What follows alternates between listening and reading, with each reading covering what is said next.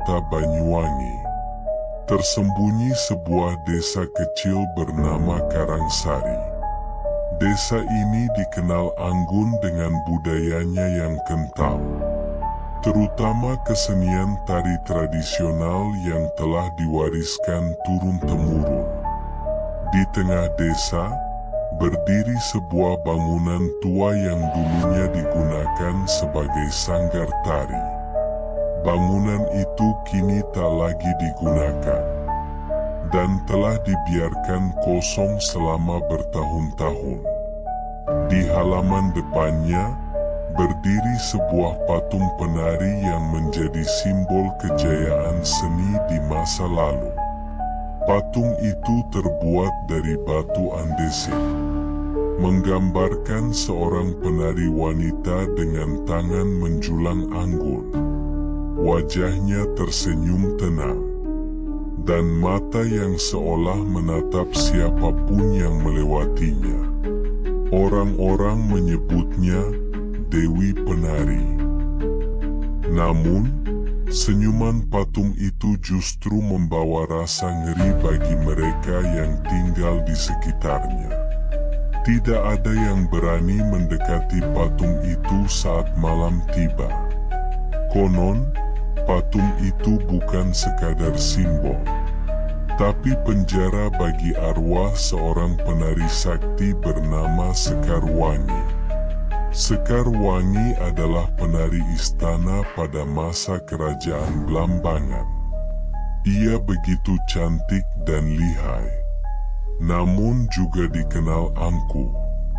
Karena kesombongannya, ia menolak menari untuk seorang tamu agung dari kerajaan seberang. Hingga akhirnya ia dikutuk dan tubuhnya berubah menjadi batu. Patung itu dibangun tepat di tempat Sekarwangi dikutuk. Dan sejak itu, banyak keanehan terjadi. Terkadang, warga desa melihat bayangan wanita menari di tengah malam, berpakaian kebaya panjang dan kain batik yang berkilauan di bawah cahaya bulan. Langkah-langkah tari terdengar dari dalam bangunan sanggar tua, meski tak ada seorang pun di dalamnya. Suatu hari, seorang mahasiswa seni dari Surabaya bernama Dimas datang ke desa Karangsari untuk melakukan penelitian tentang tari tradisional Jawa Timur. Ia mendengar kisah tentang sanggar tua dan patung penari, dan rasa penasarannya membawanya untuk menyelidiki lebih dalam. Dimas tinggal di rumah salah satu penduduk desa bernama Bu Lestari, seorang janda tua yang dulunya adalah penari senior di sanggar itu. Bu Lestari memperingatkan Dimas untuk tidak mengganggu patung tersebut. Tapi seperti banyak anak muda, Dimas mengabaikan peringatan itu. Ia justru menjadikan patung itu sebagai objek utama dalam penelitiannya. Ia memotretnya dari berbagai sudut, mencatat setiap ukiran dan bahkan menyentuh permukaannya yang dingin. Malam pertama setelah penelitiannya, Dimas bermimpi aneh. Ia melihat seorang wanita menari di panggung sanggar, diiringi suara gamelan yang asing dan berat. Wajah wanita itu pucat, matanya hitam legam, dan senyumnya tak bergerak. Ketika wanita itu menghentikan tariannya dan memandang ke arahnya, Dimas terbangun dengan tubuh basah oleh keringat. Hari-hari berikutnya, Dimas mulai merasa diawasi. Setiap kali ia melintasi halaman sanggar, bayangan penari itu muncul di sudut matanya. Malam-malamnya dipenuhi bisikan, aroma bunga melati yang menyengat, dan suara langkah-langkah lembut seperti kaki yang menari di atas lantai kayu. Satu malam, ia memutuskan untuk kembali ke sanggar dan memasang kamera. Ia ingin membuktikan bahwa semua ini hanyalah sugesti. Dengan berbekal senter dan kamera kecil, ia menyelinap masuk melalui celah pintu yang telah lapuk. Sanggar itu masih menyimpan bau kayu tua dan dupa yang sama. Lantai panggung masih kuat, meski dipenuhi debu dan sarang laba-laba. Ia memasang kamera menghadap panggung, lalu duduk bersila di sudut ruangan. Waktu merayap pelan. Angin malam menyusup lewat sela-sela dinding bambu, membuat suasana terasa semakin dingin. Sekitar pukul 2 dini hari, suhu mendadak turun drastis. Lampu kamera berkedip sesaat sebelum mati total. Lalu terdengar suara langkah pelan. Bukan datang dari luar, tapi dari atas panggung. Dimas membeku. Di hadapannya, perlahan muncul sosok wanita berbusana penari tradisional. Wajahnya sama persis dengan yang ia lihat dalam mimpi. Pergerakannya begitu luas, seolah tubuhnya tidak menyentuh tanah. Dimas ingin lari, tapi tubuhnya seolah dipaku di tempat. Pandangan wanita itu menembus jiwanya. Dan saat wanita itu mulai menari, tubuh Dimas bergetar hebat. Ia merasa jiwanya ditarik keluar. Seolah-olah gerakan tari itu adalah mantra pengikat yang tak bisa ditolak. Saat pagi menjelang dan matahari mulai naik, warga desa menemukan pintu sanggar terbuka lebar. Kamera milik Dimas tergeletak di lantai. Tapi Dimas sendiri menghilang tanpa jejak. Hanya jejak kaki telanjang berdebu yang mengarah ke panggung, lalu berhenti tepat di depan patung penari. Sejak saat itu, patung tersebut tampak berubah. Senyum di wajahnya sedikit lebih lebar. Matanya lebih tajam. Dan satu hal yang tak pernah ada sebelumnya. Cahaya samar kemerahan yang muncul dari dalam matanya saat malam tiba. Desa Karangsari kembali sunyi. Tak ada yang berani mendekat ke sanggar, apalagi menyentuh patung itu. Bagi mereka, Dimas bukan orang pertama yang menjadi korban, dan tidak akan menjadi yang terakhir. Sejak hilangnya Dimas, suasana desa Karangsari berubah semakin muram. Warga menjadi lebih tertutup. Malam-malam mereka dipenuhi doa dan penguncian rapat-rapat rumah. Sanggar tari dibiarkan begitu saja. Pintunya kembali diganjal bambu kering. Dan patung penari itu kini dianggap sebagai makam tanpa nisan. Bu Lestari, yang semula hanya menganggap patung itu sebagai lambang seni masa lalu, mulai teringat akan hal-hal yang telah lama ia kubur dalam-dalam. Saat masih muda, ia pernah melihat seorang penari remaja kerasukan saat latihan di sanggar. Mata gadis itu mendadak kosong. Gerakannya tak terkendali, seperti sedang dituntun oleh kekuatan tak kasat mata. Usai menari, gadis itu jatuh pingsan dan keesokan harinya menghilang. Tak pernah ditemukan lagi. Warga kala itu menyebutnya kecelakaan biasa. Tapi Bu Lestari tahu, Setiap yang memolok atau mengusik patung itu selalu berakhir dengan kehilangan. Kini, giliran Dimas yang lenyap.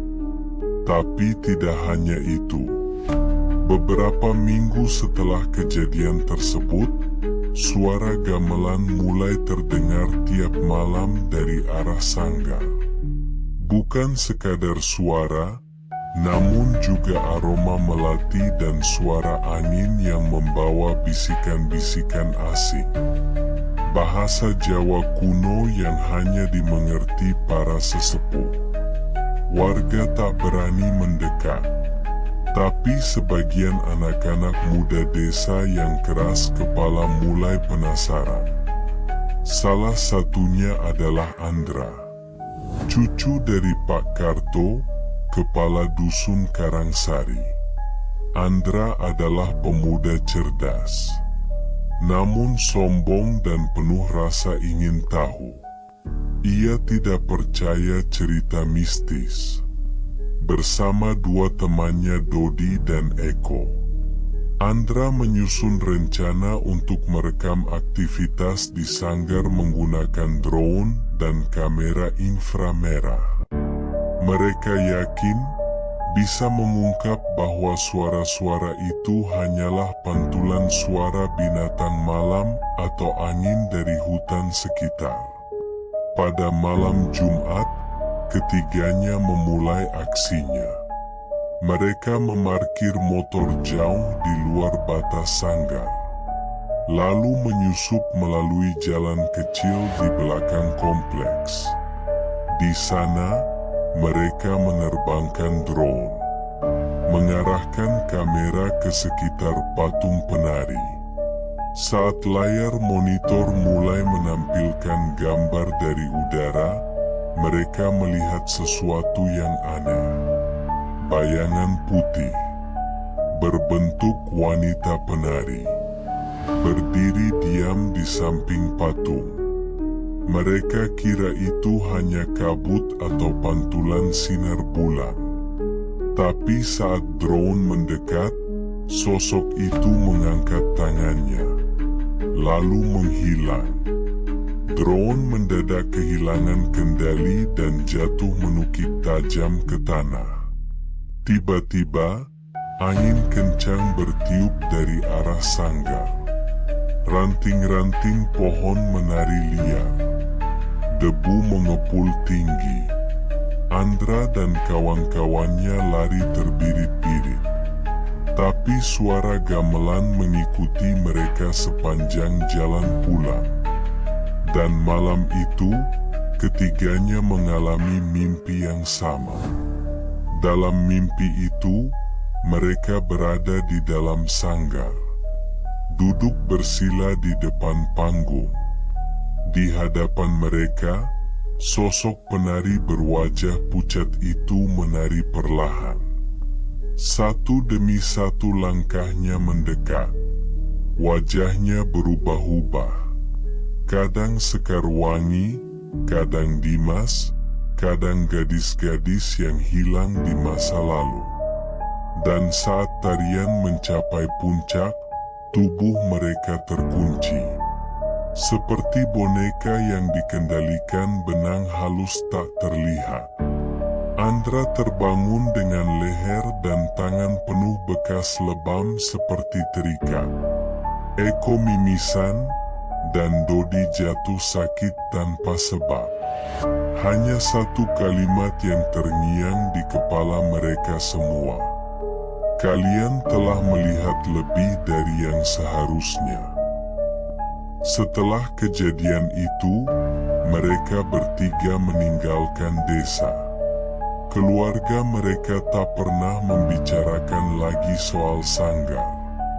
Dan Pak Karto sendiri mengadakan selamatan besar untuk menutup mata roh penari. Namun, sesuatu telah berubah. Patung itu, dalam beberapa malam tertentu, terlihat menitikkan air dari sudut matanya. Tidak banyak, hanya setetes dua tetes. tapi cukup membuat rumput di bawahnya menguning dan mati. Seorang dukun tua dari desa tetangga menyebutnya tanda amarah yang belum tuntas. Menurutnya, arwah Sekarwangi tak sekadar terperangkap di dalam patung. Ia kini haus akan pertunjukan. Dan setiap jiwa yang masuk wilayahnya akan dipaksa ikut serta dalam tarian kematian. Bu Lestari, yang semakin tua dan sering melamun, akhirnya membakar seluruh pakaian tari miliknya. Ia tahu, selama patung itu masih berdiri, siklus kutukan akan terus berjalan. Ia mencoba bicara pada kepala desa agar patung itu dibongkar, tapi tak ada yang berani. Dan pada malam ke-1000 sejak Sekarwangi dikutuk, seorang anak perempuan desa ditemukan berdiri di depan patung, mengenakan kebaya tua milik Bu Lestari. Matanya kosong, kakinya menari di tempat, tanpa henti. Meskipun tubuhnya gemetar, ia terus berputar, seolah dipaksa menari oleh tangan tak terlihat. Tubuhnya akhirnya ambruk ke tanah. Dan ketika warga menolongnya, satu kata yang ia bisikkan sambil menangis adalah, "Patung itu hidup." Patung penari itu masih berdiri, diam, membisu, tapi matanya tetap memandang siapapun yang lewat, seolah memilih korban berikutnya, yang akan menari hingga ajal menjemput.